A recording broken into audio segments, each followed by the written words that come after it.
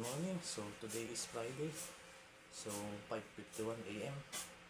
This is Coach Mas nga pala. So may nagtanong sa akin, Coach, bakit hindi ako tumataba? Sabi niya sa akin, ganito lang yan. Kaya di ako tumataba which is mabagal yung metabolism. So kailangan natin is palakasin yung inyong metabolism tsaka yung iyong immune system. So kahit kain ka ng kain, hindi ka lang gano'ng tumataba. Yan. So yan, payo ko lang sa iyo, palakasin natin yung iyong metabolism tapos iyong immune system, kaya hindi ka gaano tumataba. Ayun nga, mabagal yung iyong metabolism as immune system. So try mo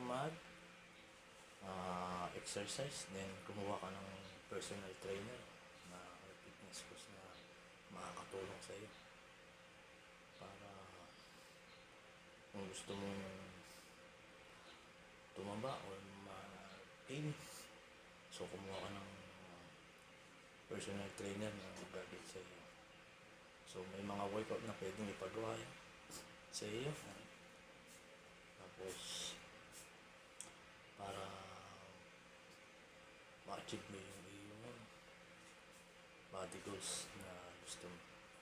So yun lang, payo ko sa iyo, kumuha ka ng fitness coach na mag-guide sa iyo para ma-achieve mo yung iyong body goals. Exercise ka, so 4 to 5 times a day, then 3 days yung pahinga.